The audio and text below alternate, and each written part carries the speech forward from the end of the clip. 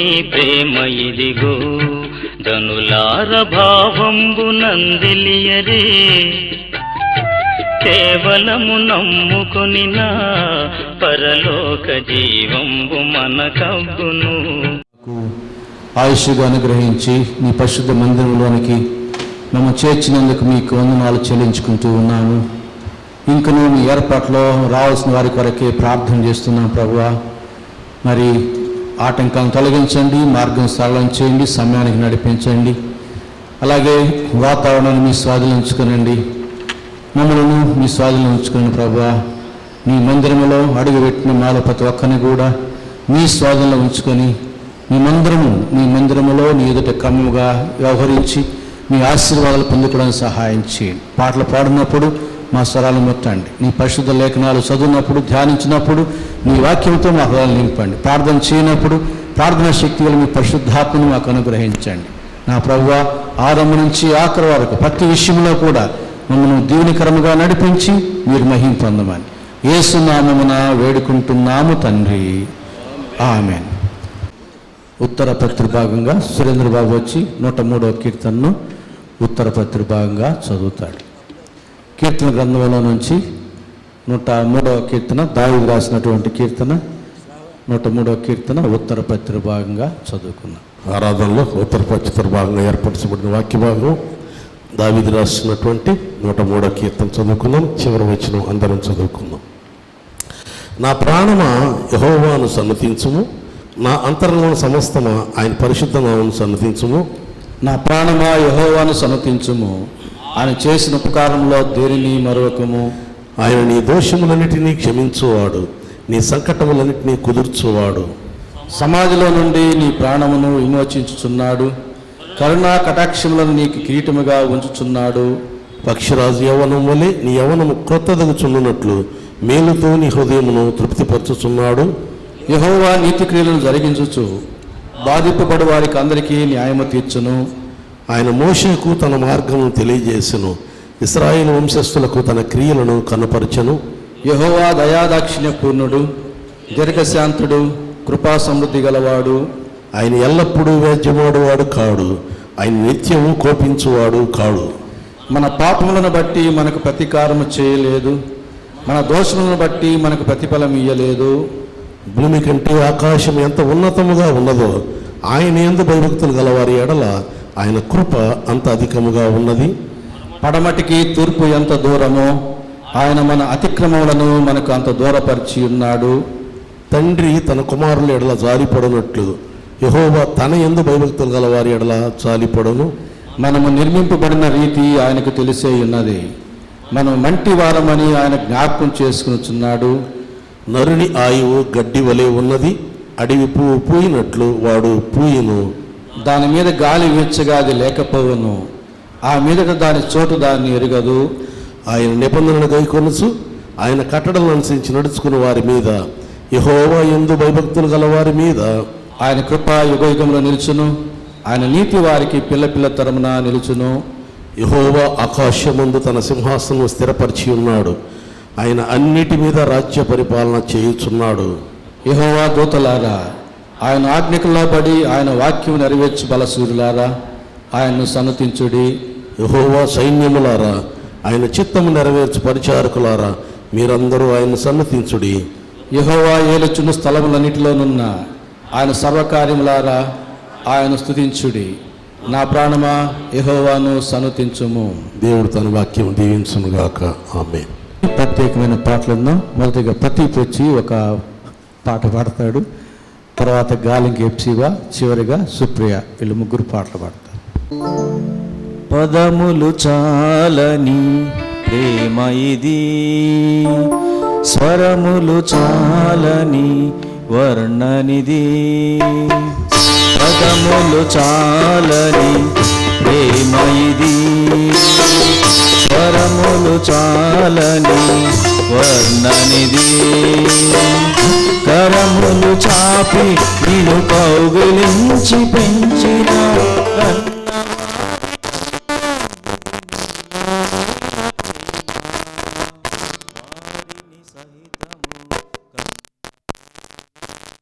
ప్రేమ ఇది యేసు ప్రేమ ప్రేమ ఇది తండ్రి ప్రేమ ప్రేమ ఇది ప్రాణమిచ్చిన ప్రేమ కలువరి ప్రేమ పదములు చాలని ప్రేమ ఇది స్వరములు చాలని వర్ణనిది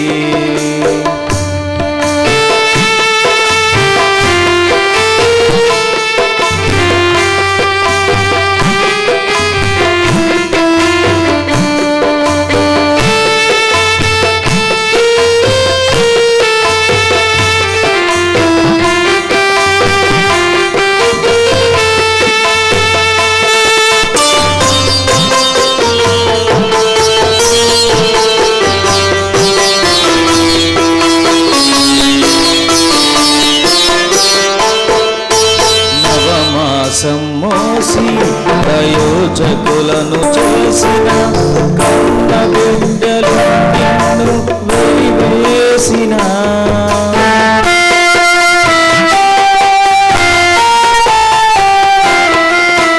నవమాసము మోసి ప్రయోజకులను చేసిన కన్న బిడ్డలు నిన్ను వెలివేసిన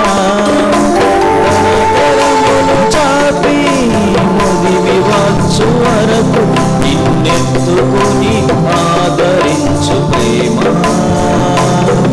ఆవేదనంత తొలగించెను ప్రేమ ప్రేమ ప్రేమ ఇది యేసు ప్రేమ ప్రేమ ఇది తండ్రి ప్రేమ ప్రేమ ఇది ప్రాణమిచ్చిన ప్రేమ కలువరి ప్రేమ పదములు చాలని ప్రేమ ఇది స్వరములు చాలని వర్ణనిది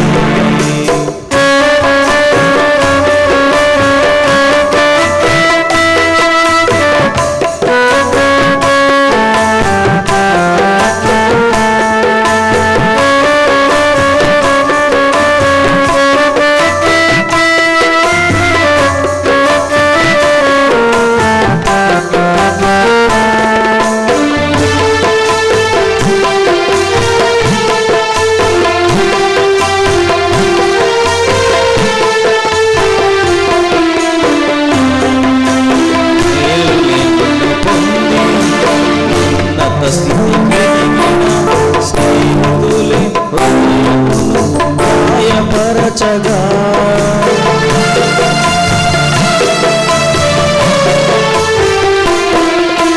మేలును పొంది ఉన్నత స్థితికి దిగిన స్నేహితులు హృదయమును గాయపరచగా మేలులతో నింపి అద్భుతములు చేసి క్షమించుట నేర్పించెడి ప్రేమ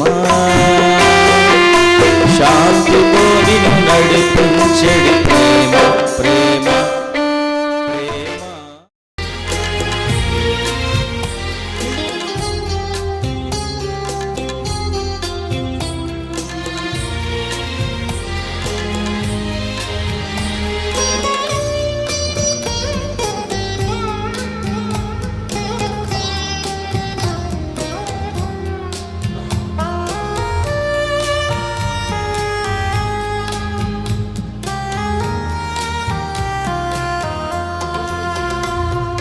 కూర్చుందును నీ సన్నిధిలో దేవా ప్రతిదినం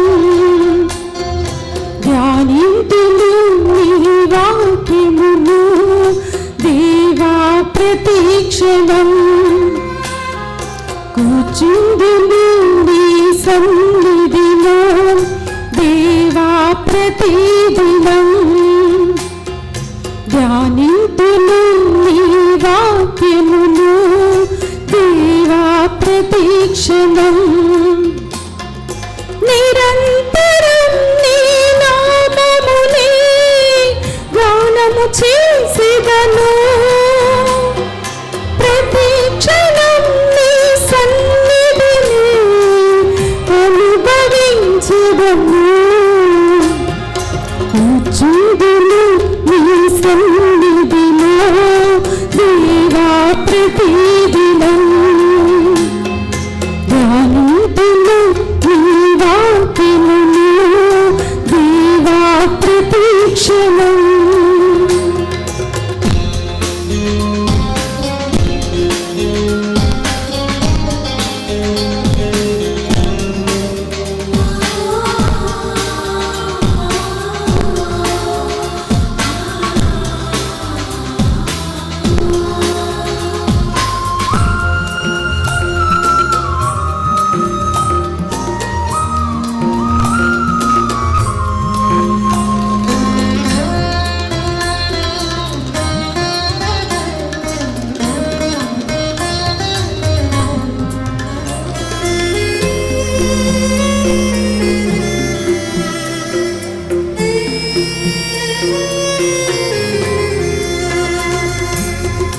ప్రతి విషయం నీ కల్పించెదా, నీ చిత్తముకై నెరవేర్చెదా. ప్రతి విషయం నీ కల్పించెదా, నీ చిత్తముకై నెరవేర్చెదా. నీ స్ఫూర్తిని పొంది నీ సాధివా, నీ స్ఫూర్తిని పొంది నీ సాధివా. నీ నామమునే హెచ్చించెదా, నీ నామమునే హెచ్చించెదా. నా అతిశయము నీవే, నా ఆశ్రయము నీవే, నా ఆనందము నీవే, నా ఆధారము నీవే. యేసు, యేసు, యేసు,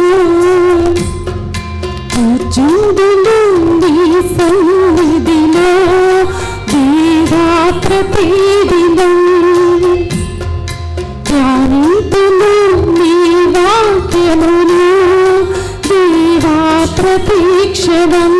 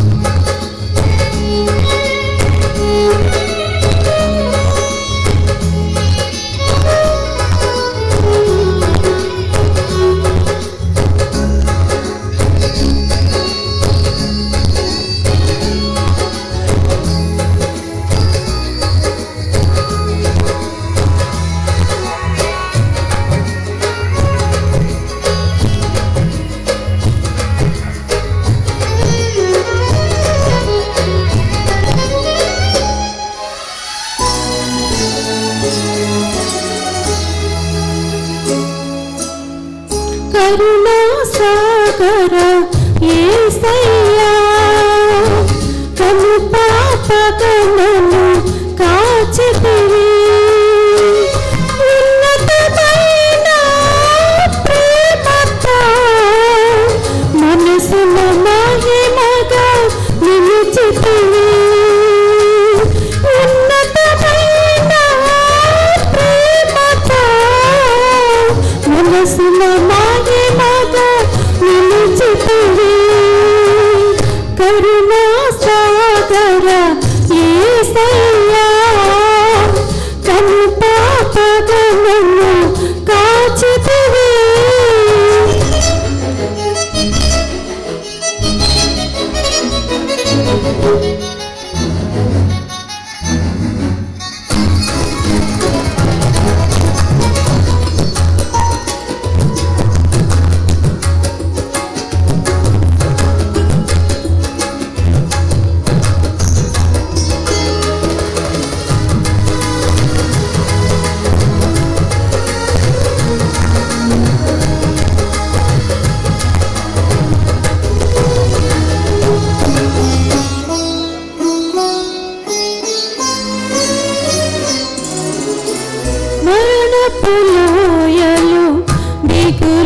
చెందక అభయమునందితే నిన్ను చూచి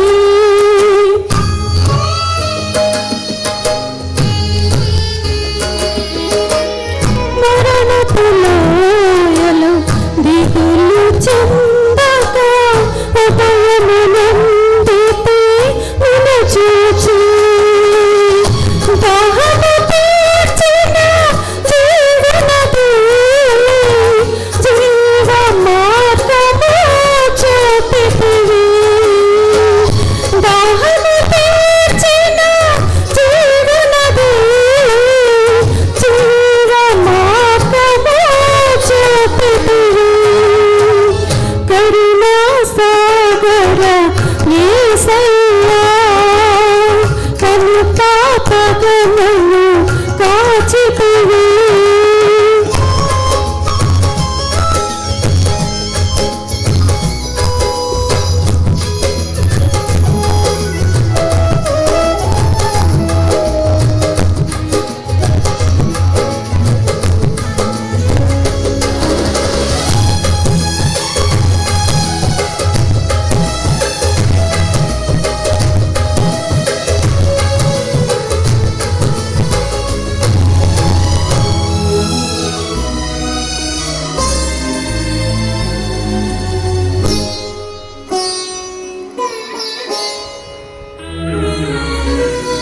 యోగ్యత లేని పాత్రను నేను శాశ్వత ప్రేమతో నింపితివి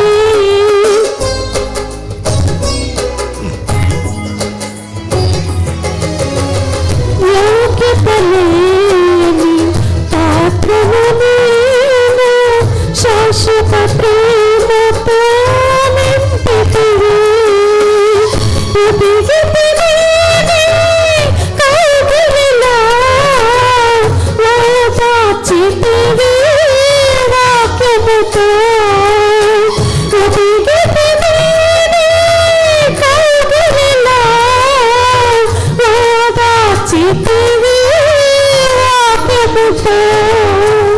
కరుణా సాగర యేసయ్యా కను పాపగమను కాచితివి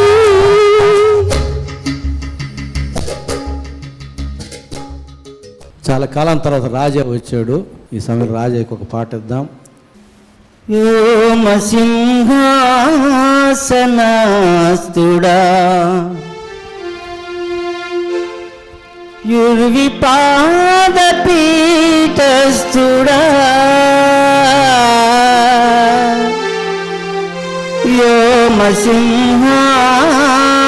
సింహాసనాస్తుడా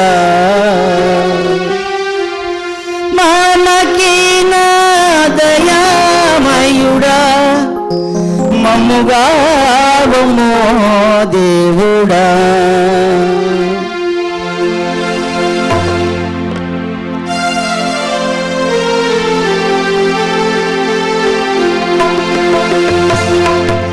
అందరూ చప్పట్లతో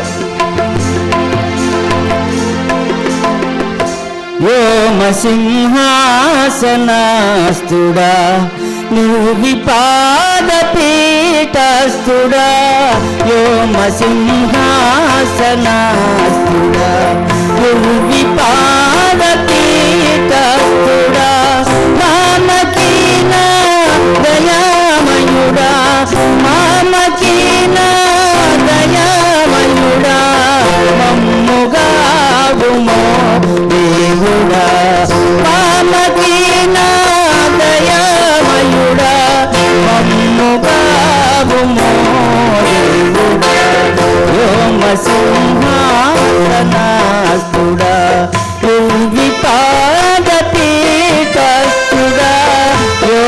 సింహాసనాస్తుడా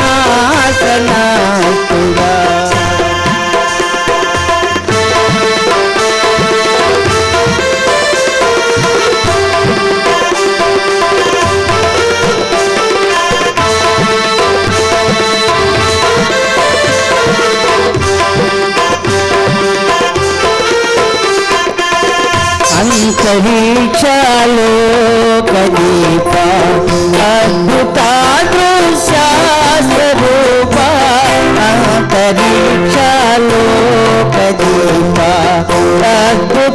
స్వరూపరూప ఇంత నీ మహిమనోప ఇంత నీ మహిమనోప ఎంతగానా నాల్పజూప ఇంత నీ మహిమనోప ఎంతగానా నాల్పజూప ఓమ సింహాసనాసుడా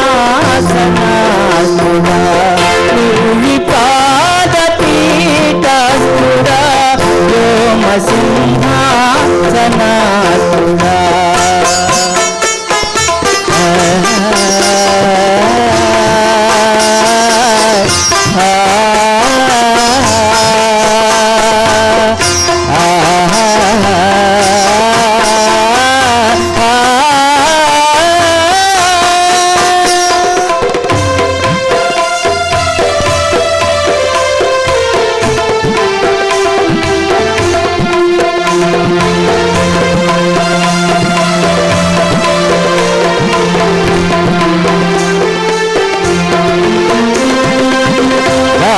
రెక్కలపై నీకి గాఢాంధకారమందు గాలి రెక్కలపై నీకి గాఢాంధకారమందు మేలికవై సంచరించు మేలికవై సంచరించు నట్టి నన్ను రూపుచుండు ఓమ సింహాసనాస్తుడా నువ్వి పాదపీఠస్థుడా ఓమ సింహాసనాస్తుడా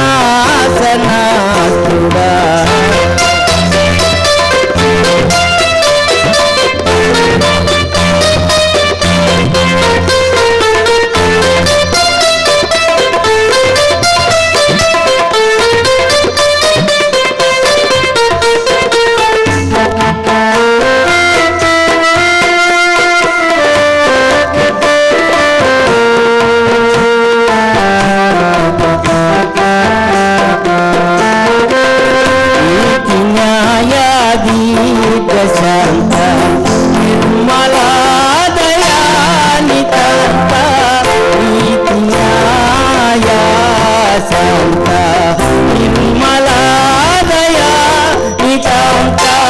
ప్రీతి నూతవే శ్రీమంత పెద్దగాన నాల్కతాంత ప్రీతి నూతవే శ్రీమంత పెద్దగాన కాలమంతా ఓమ సింహాసనాస్తుడా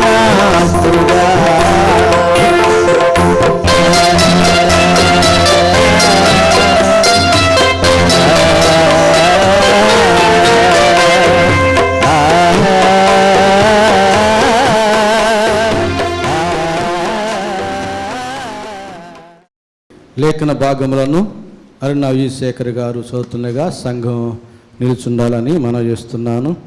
అపోస్తలుడైన పౌలు హెబ్రీయులకు రాసిన పత్రిక 11వ అధ్యాయం 24 నుంచి 26వ వచనం వరకు ఉన్న వాక్య భాగం. నేటి ధ్యాన నిమిత్తమై ఏర్పాటు చేయబడిన వాక్య భాగము అపోస్తలుడైన పౌలు రాసిన హెబ్రీయులకు రాసిన పత్రిక 11వ అధ్యాయము 24వ వచనము నుంచి 26 వరకు చదువుకుందాము. మోషే పెద్దవాడైనప్పుడు విశ్వాసమును బట్టి ఐగుప్తు ధనము కంటే క్రీస్తు విషయమైన నింద గొప్పదని భాగ్యమని ఎంచుకొని అల్పకాలము పాపభోగము అనుభవించడం కంటే దేవుని ప్రజలతో శ్రమ అనుభవించడం మేలని యోచించి ఫరో కుమార్తె యొక్క కుమారుడని అనిపించుకొనుటకు ఒప్పుకొనలేదు. ఏలయనగా అతడు ప్రతిఫలముగా కలుగబోవు బహుమానమందు దృష్టి ఉంచెను. దేవుడి వాక్యం దీవించునుగాక.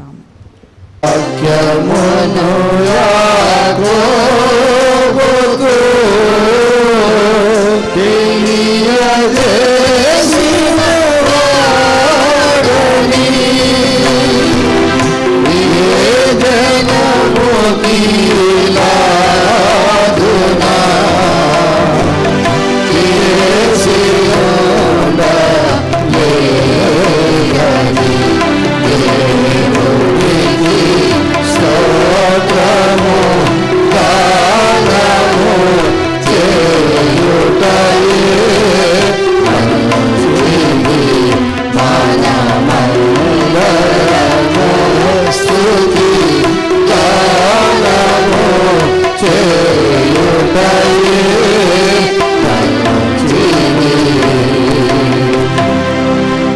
ప్రభునందు ప్రియులారా, మన ధ్యాన నిమిత్తం ఏర్పాటు చేయబడినటువంటి వాక్య భాగం అపోస్తలుడైన పౌలు హెబ్రీయులకు రాసిన పత్రిక 11వ అధ్యాయం 24వ వచనం నుంచి 26వ వచనం వరకు ఉన్న వాక్య భాగం.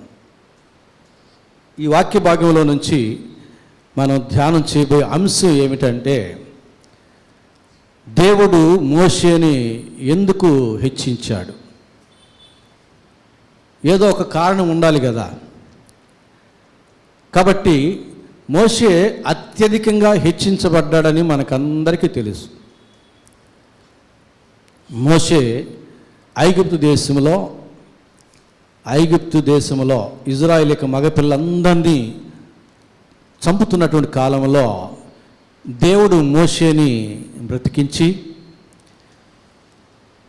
ఐగుప్తు రాకుమార్తె యొక్క కుమారునిగా పెంచబడి ఎంతగా హెచ్చించబడ్డాడు.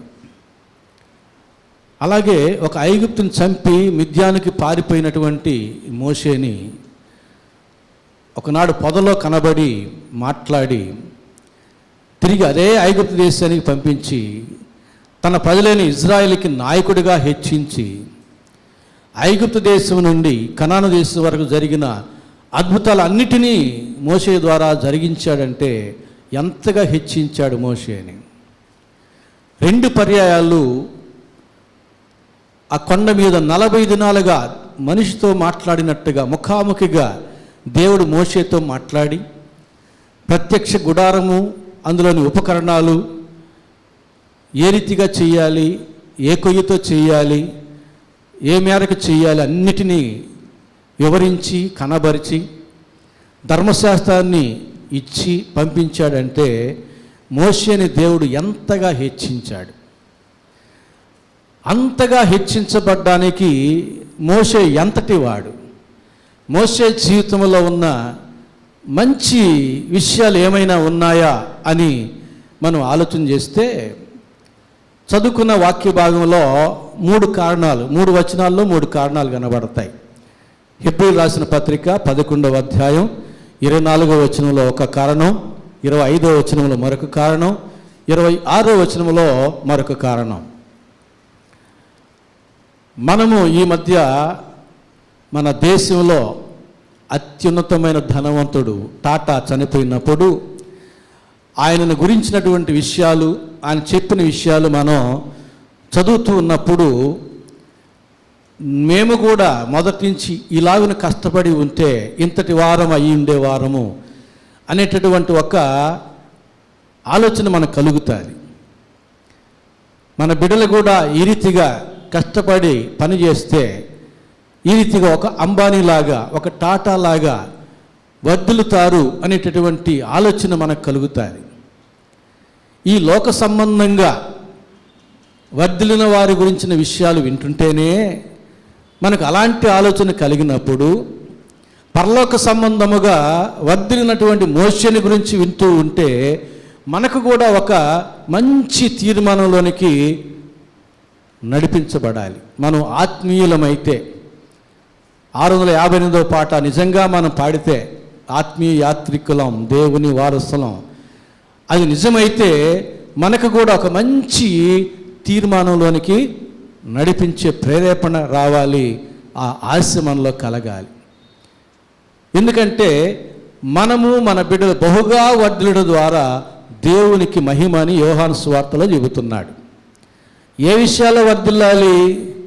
లోక సంబంధమైన విషయాల్లో కాదు, శరీర సంబంధమైన విషయాల్లో కాదు, పరలోక సంబంధమైన ఆత్మ సంబంధమైన విషయాల్లో మనం వర్ధిల్లినప్పుడు దేవునికి మహిమ. ఆ రీతిగా వర్ధిల్లిన వారిలో మోషేని మనం ఇప్పుడు జ్ఞాపకం చేసుకుంటూ ఉన్నాం. చదివినటువంటి వాక్య భాగం చూడండి. 24వ వచనంలో మొదటి కారణం, దేవుని చేత మోషే అత్యధికంగా హెచ్చించబడ్డానికి కారణం, మొదటి కారణం 24వ వచనంలో చదువుతున్నాను. మోషే పెద్దవాడైనప్పుడు విశ్వాసమును బట్టి ఐగుప్తు ధనము కంటే క్రీస్తు విషయమైన నింద గొప్ప భాగ్యమని ఎంచుకొని. మోషే ఏమని ఎంచినాడండి?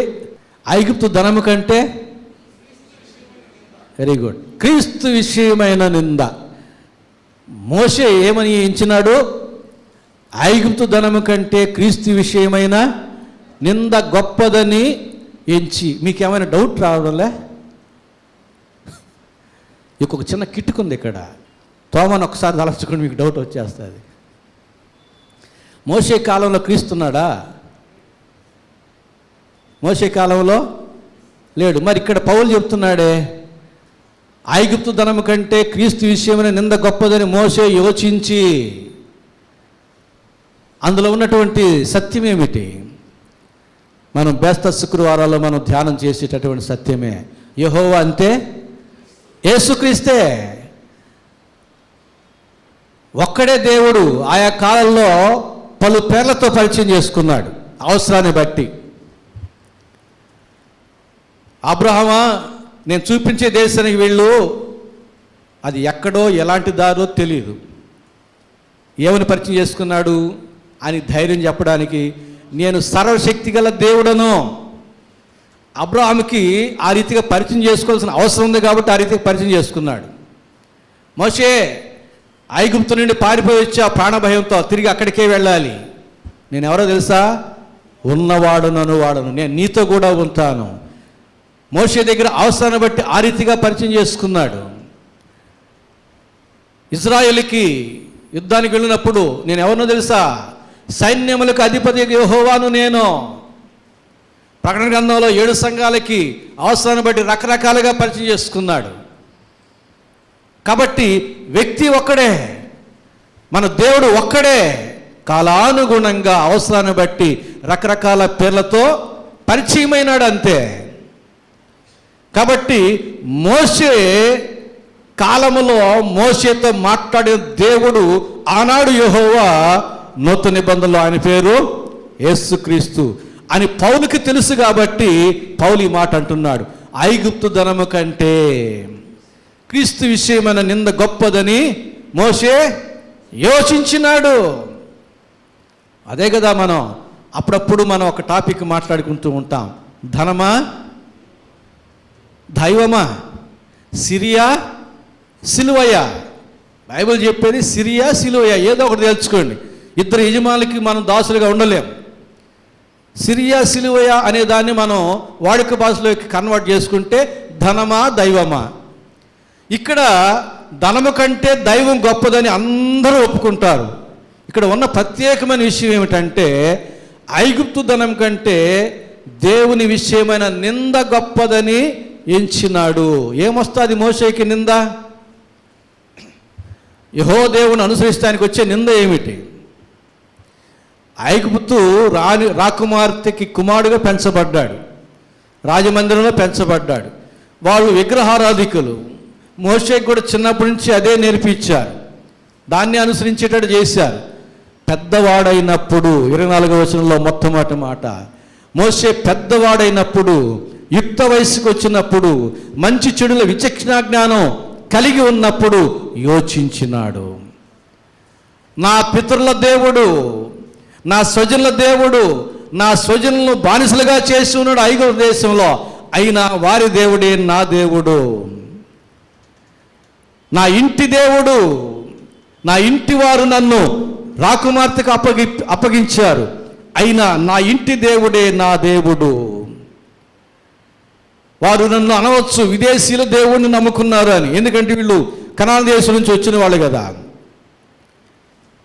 ఆయా ప్రాంతాల నుంచి వచ్చిన వారు. ఊరు అనే కాడి నుంచి అబ్రహాము రావడం అంతా వారు యాత్రికులుగా వచ్చారు ఐగుప్తు దేశానికి. వీరు మన దేశ దేవుణ్ణి కాదు విదేశీయుల దేవుడిని నమ్ముకుంటున్నారు అని నిందిస్తారు మోషేని. ఇదిగో ఈ బానిసల దేవుడిని నమ్ముకుంటున్నాడు మోషే అని నిందిస్తారు మోషేని. ఎన్ని రకాలుగా నిందించిన మోషే ఏమని ఆలోచన చేశాడంటే, ఈ ఐగుప్తు ధనములో తులతూగే కంటే నా దేవుని విషయంలో నిందలు భరించుట గొప్ప భాగ్యము. ధనము కంటే దేవుని విషయమైన నిందలు భరించుట గొప్ప భాగ్యం. మనం కూడా అదే నిందలు, విదేశీయుల దేవుడు, ఆసియా దేవుడు, ఎడారి దేవుడు, 2-3 అక్షరాల దేవుడు, ఎన్ని రకాలుగా మనం నిందలు భరిస్తున్నాం. భరించుదాం. ఎందుకంటే దీవించబడతాం, దేవుని చేత హెచ్చించబడతాం. మనము ధనమును ఎక్కువగా ప్రేమించితే దేవునికి నింద. మనము ధనాశ లేని వారముగా ఉంటే దేవునికి నింద రాదు. కాబట్టి మోషే చక్కగా ఆలోచన చేశాడు. ఐగుప్తు ధనరాశుల మధ్య పెరిగినాడండి, ఎంతో వైభోగంగా పెరిగినాడు. యవన ప్రాయంలో తులతోగవచ్చు, కానీ ఆ యవనేశులన్నిటిని కూడా పక్కన పెట్టి, ధనాశను పక్కన పెట్టి, ఈ ధనము నాకు అక్కర్లేదు, బానిసలైన నా ప్రజల దేవుడే నిజమైన దేవుడు, ఆయన విషయమై నేను నిందించబడ్డానికి కూడా సిద్ధమే తీర్మానం చేసుకున్నాడు. మోషే జీవితంలో కనబడుచున్న శ్రేష్టమైన విషయం అది. అందుకనే లేఖనం ఏమంటుందంటే, సామెతల గ్రంథం 15వ అధ్యాయం 16వ వచనంలో మహాజ్ఞాని సొలొమోను చెప్పుచున్న మాట, నెమ్మది లేకుండా విస్తారమైన ధనము ఉండుట కంటే యెహోవా యందలి భయభక్తులతో కూడా కొంచెము కలిగి ఉండుట మేలు. ఈ జీవితానికి ఏమాత్రం కావాలనో ఆ మాత్రం కొంచెం కలిగి ఉంటే చాలు. దేనితో కూడా? యెహోవా యందలి భయభక్తులతో కూడా.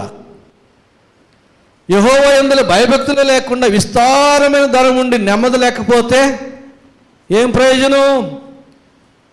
మనసున నెమ్మది పొందుట కన్నను మరి ఏ భాగ్యము కలదన్నా. టాటా చనిపోయిన తర్వాత ఆయన గురించిన కొన్ని విషయాలు ఆయన ఒక ఇంటర్వ్యూలో చెప్పాడట. అయ్యా, నువ్వు ఇంత ధనవంతుడివి కదా, నీ జీవితంలో నేను ఎక్కువగా సంతోషపెట్టిన కార్యం ఏమిటి అని చెప్పాడట. అడిగితే ఆ ఇంటర్వ్యూ యూట్యూబ్లో కూడా ఉంది, వాట్సాప్ మనకు యూట్యూబ్లో వస్తుంది. అని అన్నాడట, నేను కష్టపడి సంపాదించాను, అనుకున్న ఫ్యాక్టరీలని సంపాదించాను, అనుకున్న కాంట్రాక్టులు పెద్ద పెద్ద కాంట్రాక్ట్ సంపాదించాను, వాటిలో అంత మాత్రమే సంతోషం. ఏదో ఉంటుందనుకున్నాను, సాధించాను, ఏమీ లేదు అందులో. నా అనుభవం అది. అయితే ఒక సంఘటన మాత్రం నేను నా జీవితంలో మర్చిపోలేను, అది నన్ను ఎంతగానో సంతోషపెట్టింది. అది ఏమిటంటే, ఒకనాడు నా స్నేహితుడు వచ్చాడు, 100 మంది వికలాంగులకు ట్రైసైకిల్ తీసిమని అడిగాడు, నీ చేతితోనే పంచాలన్నాడు. వెళ్ళాను, 100 మందికి ట్రైసైకిల్ తీసుకొచ్చాను. అందరూ వికలాంగులందరూ ఆ సైకిల్లో కూర్చొని వాళ్ళు నడుపుతూ సంతోషిస్తూ ఉన్నారు. ఒక అబ్బాయి ఆ ట్రైసైకిల్ మీద వచ్చి నా కాళ్ళు పట్టుకొని నా వైపే చూస్తూ ఉన్నాడు. ఇంకా నీకేమైనా కావాలా బాబు అని అడిగాను. అడిగితే అబ్బాయి నాకేం అక్కర్లేదు అన్నాడు. మరి ఎందుకు నన్ను అట్లాగే చూస్తున్నావు అని అంటే, ఏం లేదు, పరలోకంలో నేను నిన్ను గుర్తుపట్టి నీకు థ్యాంక్స్ చెప్పాలి కదా, అందుకొరకు నేను నిన్ను బాగా చూస్తున్నాను, చూడని ఇంకా నన్ను అన్నాడంట. ఒళ్ళు జలదరించే మాటలు కదండి. అందుకంటాడు ఆయన కంక్లూజన్లో టాటా, తల్లిదండ్రులారా, మీ బిడ్డలకు ధనం సంపాదించేది నేర్పించకండి, సంతోషంగా జీవించడం నేర్పించండి అని చెప్పాడు. ఏం చెప్పాడు టాటా? ఆయనకి ఏమి కొదవ. చూస్తూ ఉంటే పైన చూస్తుంటే ఓ అని ఆ కార్పొరేట్ సంస్థలకు అధిపతి, లక్షల కోట్లకు అధిపతి, ప్రభుత్వాలను కూడా కదిలించగలిగిన శక్తిమంతుడు. కానీ ఆయన జీవితంలో యథార్థమైన సంతోషం లేదు. అందుకు చెప్పాడు, తల్లిదండ్రులారా, మీ బిడ్డలకు ధనం సంపాదించేది నేర్పించకండి, సంతోషంగా జీవించడం నేర్పించండి అన్నాడు. ఎందుకంటే ఆయన జీవితంలో ఆ ఒక్క సంఘటనే సంతోషం కలిగించినటువంటి సంఘటన. ఎంత ఆయుష్కాలం అయింది, ఆయన ఆయుష్కాలం అంతట్లో ఒక సంఘటనేనా తృప్తిగా సంతోషాన్ని కలిగించే సంఘటన. అదే మనం కానీ దేవుళ్ళో ఉంటే ప్రతి సంఘటన, మోషే జీవితంలో ఐగుప్తులోని 10 అద్భుతాలు ఎంత ఆశ్చర్యచకితులను చేసి ఉంటాయి, ఎంత ఆనందింపజేసి ఉంటాయి. ఎర్ర సముద్రాన్ని చీల్చినప్పుడు మోషే పరవశించిపోయి ఉంటాడు ఆ కార్యానికి. అయ్యా, నీ జీవితంలో సంతోషించగలిగిన కార్యాలు ఎన్ని ఉన్నాయి చెప్పంటే ఎన్నో చెబుతాడు. ఐగుప్తు దేశం నుంచి కనాన్ దేశం వెళ్ళేదాకా జరిగిన సంఘటనలు అన్నీ చెబుతాడు. టాటా జీవితంలో ఒకటే, దేవుని యందు భయభక్తులు కలిగిన వారి జీవితం ఎన్నో ఉంటాయి. కాబట్టి మోషే అది గ్రహించినాడు. ఐగుప్తు దేశము ధనము కంటే క్రీస్తు విషయమైన నింద గొప్ప భాగ్యమని ఎంచుకున్నాడు. కనుక దేవుని చేత హెచ్చించబడ్డాడు. మనం కూడా దేవుని చేత హెచ్చించబడాలంటే ధనాశ లేని వారముగా, దేవుని హత్తుకుని వారముగా జీవించాలి. మరొక మాట కూడా ఉంది. తిమోతికి రాసిన మొదటి పత్రిక 6వ అధ్యాయం 10వ వచనం. తిమోతికి రాసిన మొదటి పత్రిక 6వ అధ్యాయం 10వ వచనం. ధనాపేక్ష, మీరే చెప్పాలి ఆ మాట. ధనాపేక్ష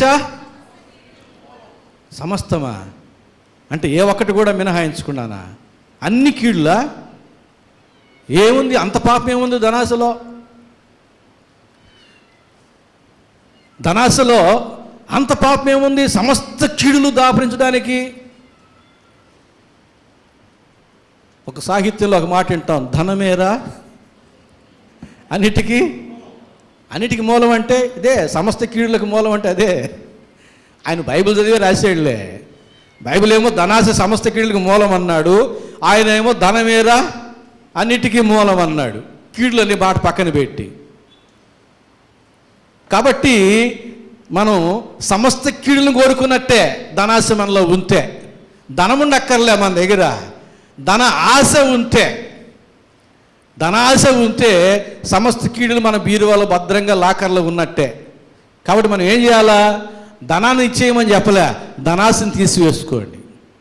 అబ్రాహాముకి ధనాశ లేదు, ఆనాటి రాజుల కంటే మించిన వాడుగా దేవుని చేత దీవించబడ్డాడు. మీరు ఇచ్చువారుగా ఉందరు కానీ పుచ్చుకునే వారుగా ఉండరంటాడు. ఎవరిని? ధనాశ లేని వారిని. కనుక ధనాశ మనలో ఉండకూడదు. పరలోక సంబంధులముగా, ఆత్మీయ యాత్రికులముగా మనలో ఏముండకూడదు? ధనాశ ఉండకూడదు. ఒక గవర్నమెంట్ ఎంప్లాయీ ఇంటికి వచ్చాడు. అమ్మ నీ పేరు చెప్పు, నీ వయసు చెప్పు, పెన్షన్ రాస్తాను, నెలకి 3,000 వస్తుంది అన్నాడు. పేరు చెప్పింది, వయసు చెప్పింది. ఇంట్లో ఇంకెవరైనా ఉన్నారా అని అడిగినాడు. ఏమయ్యా అంటే గర్భవతులకి ఇంకా ఎక్కువ డబ్బులు వస్తుంది అని చెప్పి అన్నాడు. అయితే నా పేరు రాసుకో, అది కొట్టేసి. ఏమేనంటే నన్ను గర్భవతిని నా పేరు రాసుకో అని. ఇట్లా ఒక్కొక్క పథకం దాని యొక్క పైకి పెరుగుతూ ఉంటే అన్నిటి కొట్టేసి ఆ పైకానికి ఆశపడి ఈ పేరు రాయించుకుంటా ఉంది. కొంతమంది ఉండారులేండి, నాకు ఆ 3,000 వద్దు, నాకు ఆ వృద్ధాప్యం అనే పేరు కూడా వద్దు, నాకు వద్దు పోండి అంటారు. అది వేరే విషయం. అంటే ధనాశ చూడండి సమస్త కీడులకు మూలమని బైబిల్ చెబుతూ ఉన్నా ధనాశ మాత్రం మనం ఇక్కడి నుంచి తీసివేసుకోవడం లేదు. తీసివేసుకోవాలి, ఎందుకంటే అది సమస్త కీడులకు మూలం అంటున్నాడు కనుక. పేతురు రాసిన మొదటి పత్రిక 4వ అధ్యాయం 14వ వచనం. క్రీస్తు నామము నిమిత్తం మీరు నిందల పాలైన ఎడల మహిమా స్వరూపైన ఆత్మ అనగా దేవుని ఆత్మ మీ మీద నిలుచును గనుక మీరు ధన్యులు. క్రీస్తు విషయమై నిందింపబడుతున్న మీరు ధన్యులు. మోషే గ్రహించిన సత్యం అది, సొలొమోను గ్రహించిన సత్యం అది, తిమోతి గ్రహించిన సత్యం అది. కనుకనే నెమ్మది లేకుండా విస్తారమైన ధనం ఉండుట కంటే దేవుని యందు భయభక్తులు కలిగి ఉండి కొంచెము ధనం కలిగి ఉంటే మేలని సొలొమోను చెప్పాడు. ఈ సత్యాన్ని గ్రహించిన వాడు కనుక పౌలు మరి తిమోతి చెబుతున్నాడు ధనాశ సమస్త కీడులకు మూలం అంటూ ఉన్నాడు. ఈ సత్యాన్ని గ్రహించిన వాడు కనుక పేతురు అంటున్నాడు క్రీస్తు నామములో నిందించబడితే మీరు ధన్యులు. మనం నిందలను పడిన కారణాన దేవుడు మనల్ని హెచ్చిస్తాడు. క్రీస్తు మన కొరకు నిందించబడలేదండి, దేవుడు క్రీస్తుని ఎంతగా హెచ్చించాడు. కనుక దేవుని చేత మనం కూడా దీవించబడాలంటే, హెచ్చించబడాలంటే మొట్టమొదట ధనాశలు తొలగించుకోవాలి. దేవుని విషయమే నిందించబడడానికి మనం సంసిద్ధులముగా ఉండాలి.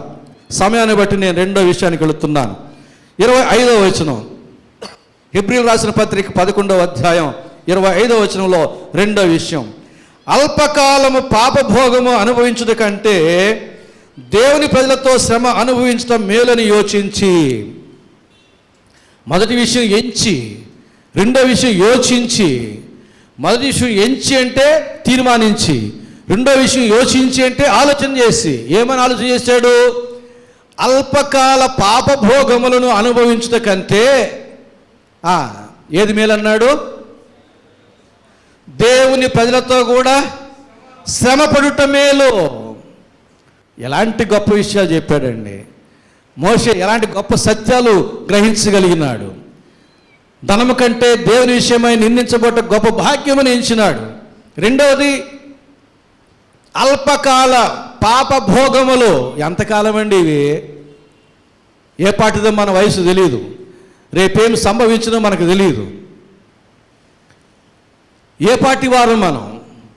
అల్పకాల ఈ పాప భోగములను అనుభవించట కంటే దేవుని ప్రజలతో కూడా శ్రమ అనుభవించటం మేలు. దేవుని ప్రజలు ఐగుప్తు దేశంలో బానిసలుగా శ్రమ పెట్టబడుతున్నారు, వారి ప్రాణములు ఆయాసపడుతూ ఉన్నాయి. వారితో కూడా నేను కూడా శ్రమ పట్ట మేలు అనుకున్నాడు మోషే.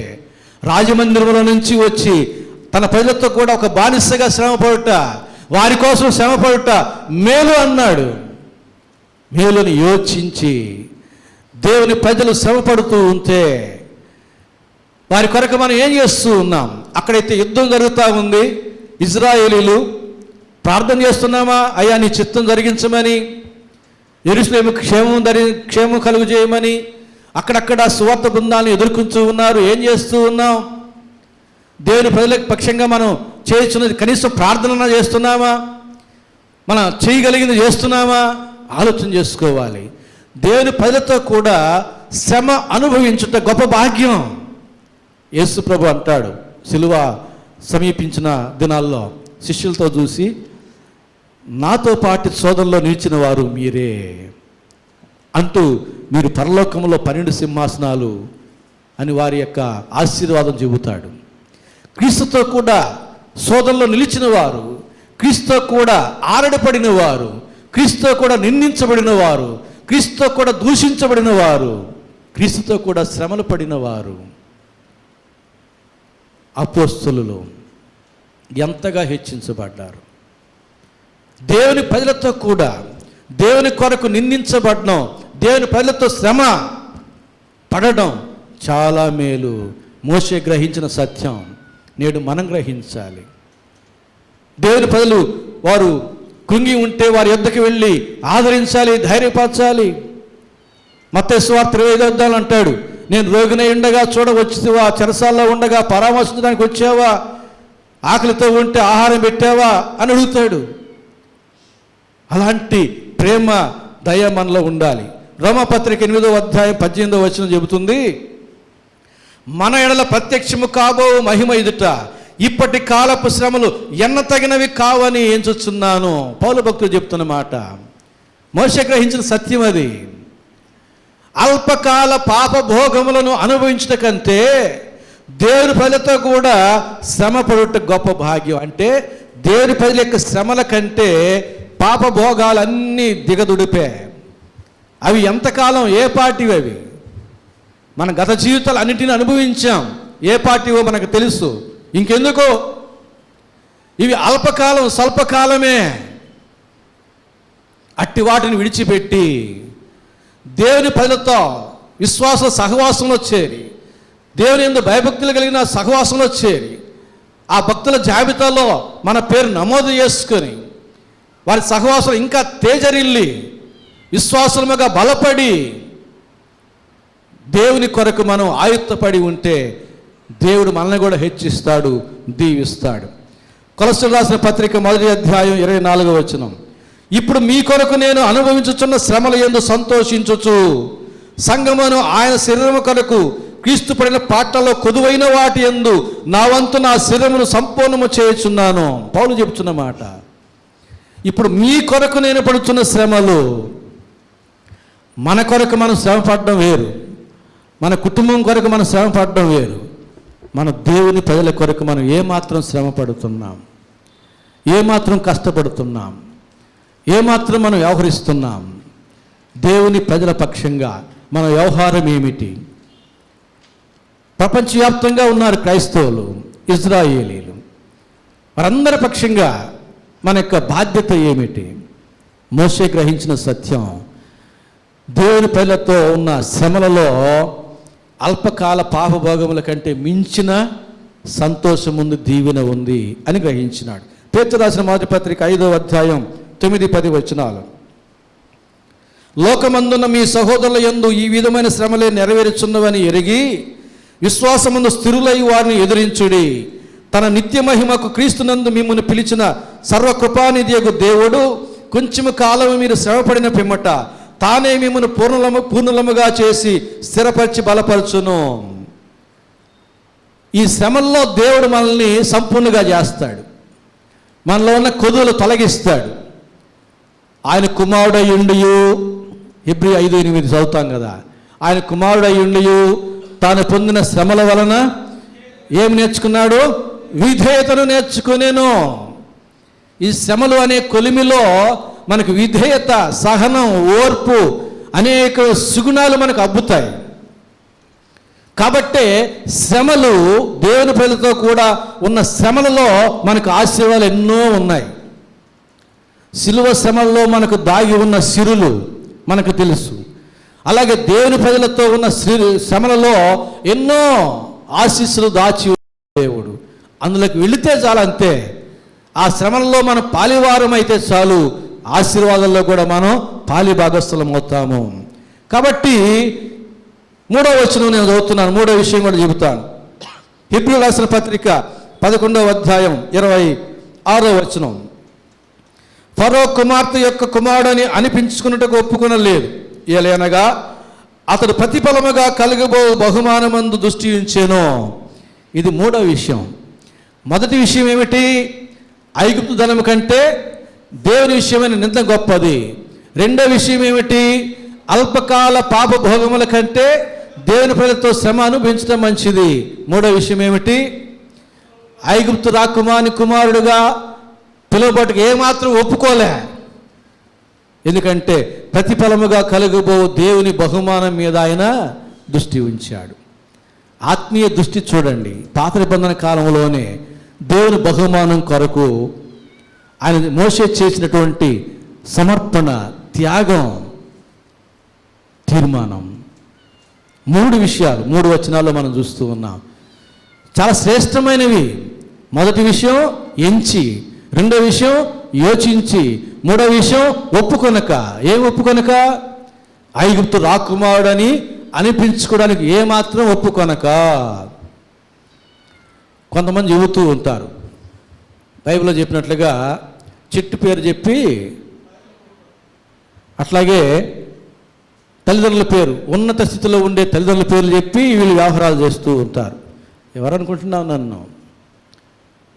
నేను డిఎస్పి కొడుకుని, నేను ఎమ్మెల్యే కొడుకుని, నేను మంత్రి కొడుకుని. చేసేదేమో ఎదవ పనులు. ఆ ఎదవ పనులు చెప్పుకునేదేమో వాళ్ళ యొక్క మంచి తల్లిదండ్రుల పేర్లు. ఆ మధ్య వాట్సాప్లో వచ్చింది, ఎక్కడో క్లబ్ నిర్వహిస్తూ ఉన్నాడు, తెలియకనే పోలీసులు రైడ్ చేసి పట్టుకుంటే నేను పలానా అని సమాజంలో ఒక పేరెన్నిక కలిగిన ఆయన తండ్రి పేరు చెబుతున్నాడు. అంటే నీ యొక్క దుర్మార్గాలకి మీ మంచి తండ్రి పేరు చెబుతావా? మోషే ఏమాత్రం ఒప్పుకొనక ఐగుప్తుని చంపినప్పుడు పారిపోవాల్సిన పనిలే. నేను ఎవరనుకుంటున్నావు? ఐగుప్తు రాకుమారుణ్ణి, నాకు అధికారం ఉంది అని నిలబడొచ్చు. ఏమాత్రం ఒప్పుకొనక, ఐగుప్తు రాకుమార్తె యొక్క కుమారుడిని అనిపించుకోవడానికి ఏమాత్రం ఒప్పుకొనక, ప్రతిఫలముగా కలగబోయేటటువంటి దేవుని బహుమానం మీద అతడు గురి ఉంచెను. మనము కూడా బడాయికి వెళ్లకుండా, దమ్మములకు వెళ్లకుండా మనం ఏం చేయాలి?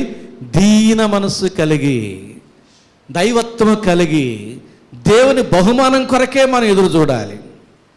అబ్రహాం అంటాడు, ఆ రాజును జయించిన తర్వాత సొదొమ గొమొర్రా రాజు వచ్చి, అయ్యా ఐశ్వర్యం నువ్వే తీసుకెళ్ళి ప్రజలు నాకు అప్పగించు అంటే, ఆదికాండం 18వ అధ్యాయంలో.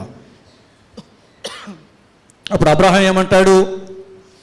నేనే అబ్రహాముని ధనవంతునిగా చేస్తానని నీవు చెప్పుకొనకుండునట్లు నా దేవుని ఎదుట నేను చెయ్యెత్తి ప్రమాణం చేసి ఉన్నాను, యెహోవా చేతనే నేను దీవించబడదును. ఆస్తి నువ్వు తీసుకో, ప్రజలు నువ్వే తీసుకో అన్నాడు. ఎంత గొప్ప తీర్మానం అండి. చిన్న ఆస్తి కాదు అది, లంకి బిందులు కాదు, దాచబడిన ధననిధులు కాదు, 5 మంది రాజుల యొక్క 5 రాజ్యాల యొక్క సంపద. ఒంటెలు, గాడిదలు, ఏనుగులు మొయ్యాల్సిందే, మనుషులు మోసుకుని పోయేది కాదు. అంత సంపదని అబ్రహాం అన్నాడు, తీసుకో. ఎందుకని? ధనము కంటే దేవుని విషయమై నిందబడుట గొప్ప భాగ్యం. అబ్రహాం ఎరిగిన సత్యం, మోషే ఎరిగిన సత్యం. అల్పకాల పాపభోగములు అనుభవించట కంటే దేవుని ప్రజలతో కూడా శ్రమ అనుభవించుట గొప్ప ఆశీర్వాదం. ఈ లోకంలోని ఘనులైన వారి బిడ్డగా చెప్పుకునే కంటే నేను దేవుని బిడ్డగా చెప్పుకోవడం గొప్ప ఆశీర్వాదం. నాకు కలిగే బహుమానం అది చాలు. ఫిలిప్పీ 3:14 క్రీస్తు యేసునందు దేవుని ఉన్నతమైన పిలుపునకు కలుగు బహుమానము పొందవలని గురి యొద్దకే పరిగెత్తుచున్నాను. గురి తప్పడం లేదు, గురి తప్పడం లేదు. నా గురి అదే, దేవుని బహుమానం. అంతే. ఇంక నేను ఈ లోకంలో ఇంకేం చూడను, ఇటు చూడను. నేను ఏం చూస్తాను? దేవుని బహుమానాన్నే నా కన్నులు పెట్టి చూస్తున్నాను, దాన్ని బట్టే నేను నడుస్తున్నాను. ఒక వ్యక్తి విలువిద్య నేర్పించే గురువు దగ్గరికి వెళ్ళి నన్ను శిష్యుడిగా చేసుకుని విలువిద్య నేర్పించమని అడిగాడట. సరే, చెట్టు మీద ఉండేటటువంటి ఒక పెట్టెను చూపించి విల్లుకి పెట్టి నీకేం కనబడుతుందని చెప్పు అన్నాడంట. చెట్టు కొమ్మ కనబడుతుంది, అట్లాగే పక్షి కూడా కనబడుతుంది. అంటే నువ్వు పనికిరావు పో అన్నాడట. ఇంకో శిష్యుని పిలిచి అట్లాగే గురి పెట్టి నీకేం కనబడుతుంది అన్నాడంట. కొమ్మ కనబడుతుంది, కొమ్మ మీద ఉన్న పక్షి కనబడతా ఉంది అన్నాడట. నువ్వు కూడా పనికిరావు పో అన్నాడట. ఇంకొక శిష్యుడు వచ్చిన తర్వాత అలాగే విల్లు ఎక్కి పెట్టి ఏం కనబడుతుందంటే నాకు పక్షి మాత్రమే కనబడుతుంది అన్నాడట. వాడిని సెలెక్ట్ చేసాడంట శిష్యుడిగా. గురి యొద్దకే. నీ గురి ఏమిటి? ఆ పక్షిని వేటాడడం. నీకు ఏం కనబడాలి? పక్షే కనబడాలి, అంతే. చెట్టు కానీ కొమ్మ కానీ దాని ఫలాలు కానీ కనబడితే కుదరదు. నువ్వు గురిగా కొట్టి వేటాడలేవు. పౌలు అంటున్నాడు, గురి యొద్దకే నేను పరిగెడుతున్నాను. అంటే ఇక నేనేమి కనబడ్డా, నాకేం కనబడ్డంలే. ఈ లోకంలో ధనము ఆశలు ఏమీ కనబడ్డంలే. నాకు దేవుడిచ్చే బహుమానమే కనబడుతుంది. దాన్నే గురిపెట్టి నేను జీవిస్తూ ఉన్నాను. ఆదికాండం 15వ అధ్యాయం 1వ వచనం. యెహోవా వాక్యం అబ్రహామునకు దర్శనమందు వచ్చి, అబ్రహామా భయపడకము, నీ బహుమానం అత్యధికమగునని చెప్పాను. నీ బహుమానం అత్యధికమవుతుంది. ఆ బహుమానం కొరకు అబ్రహాము దేవుడు చెప్పినదల్లా చేశాడు. నీవు పుట్టి పెరిగిన ప్రాంతాన్ని విడిచిపెట్టేశాడు. నేను చూపించే దేశానికి వెళ్ళిపోయాడు. నీ ఏకైక కుమారుని నాకు బలిగా ఇవ్వు, సిద్ధపడ్డాడు. ఇదిగో హాగర్ని, నీ బిడ్డని పంపించేశాడు. ఇదిగో అబీమెలెకు దగ్గర నుంచి వచ్చే శారాన్ని అంగీకరించాడు. దేవుడు చెప్పిందల్లా చేశాడు. దేనికి? దేవుని బహుమానం కొరకు. దేవుని బహుమానం కొరకు దేవునికి లోబడి జీవించాడు. కాబట్టి ప్రభునందు ప్రియులారా, మోషే దేవుని చేత అత్యధికంగా దీవించబడ్డాడు, హెచ్చించబడ్డాడు. మనము కూడా దేవుని చేత దీవించబడాలంటే, హెచ్చించబడాలంటే ఈ 3 విషయాల్లో మనం ఎలాగున ఉన్నామో పరిశీలన చేసుకోవాలి. 3వ విషయం ఏంటి? కింద నుంచి పైకి అడుగుతున్నాను. 3వ విషయం, ఫరో కుమారుడిని అనిపించుకున్నట్టు కంటే ఏమాత్రం ఒప్పుకోలేదు, కానీ ప్రతిఫలముగా కలుగుబోయే బహుమానం కొరకు ఆయన చూశాడు. మొదటి విషయం, వెరీ గుడ్. 2వ విషయం, అల్పకాల పాపభోగమును అనుభవించట కంటే దేవుని ప్రజలతో కూడా శ్రమ అనుభవించుట మేలు. ఒక్కసారి మన జీవితాలను పరిశీలన చేసుకుందాం. ధనాశను విడిచిపెడదాం, దేవుని యందు ఆశ కలిగి ఉందాం. పాపభోగాలను విడిచిపెడదాం, దేవుని ప్రజల సహవాసంలో జీవించుదాం. గొప్పలకు పోకుండా దీన మనస్సు కలిగి ఉండి దేవుని బహుమానం కొరకు గురి యొద్దకే పరిగెడదాం. ప్రార్థన చేసుకుందాం. ప్రేమ స్వరూపిన మా గొప్ప తండ్రి, పరిశుద్ధ ప్రభువా, ఎంతో మంచి దేవుడు నా తండ్రి. మమ్మల్ని హెచ్చించుకోరి, దీవించుకోరి, మీరు మాతో మాట్లాడినందుకు మీకు వందనాలు చెల్లించుకుంటున్నాం ప్రభువా. ఈ మాటలు వ్యర్థం కాకుండా మా హృదయాల్లో భద్రపరచండి, మా జీవితాలు ఫలింపచేయండి నా తండ్రి. మేము కూడా నా ప్రభువా బైబిల్లోని మీ భక్తుల వలె ధనాశను విడిచిపెట్టి నీ అందరి ఆశ కలిగిన వారముగా జీవించడానికి ఇష్టపడుతున్నాం, సహాయం చేయండి. అలాగే అల్పకాల పాపభోగాలను విడిచిపెట్టి మీ ప్రజల సహవాసంలో దీవించబడడానికి ఇష్టపడుతున్నాం. అవి శ్రమలైనా కష్టాలైనా పర్వాలేదు. అట్టి మార్గంలో మమ్మల్ని స్థిరపరచండి. అలాగే ప్రభువా, మేము డమ్మములు విడిచిపెట్టి దీన మనస్సు కలిగి మీరిచ్చే బహుమానం కొరకే మేము గురి కలిగి జీవించడానికి ఇష్టపడుతున్నాం. ఆ మార్గంలో కూడా మేము స్థిరపరచి దీవించమని యేసు నామమున వేడుకుంటున్నాము తండ్రి, ఆమేన్.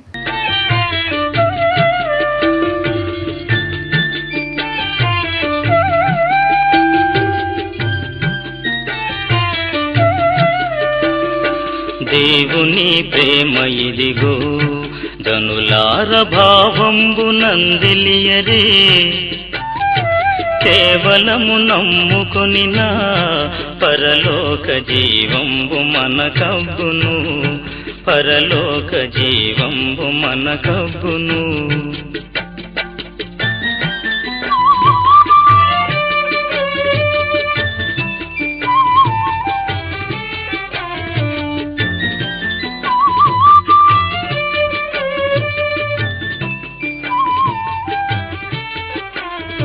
సర్వలోకము మనలను తన వాక్య సత్య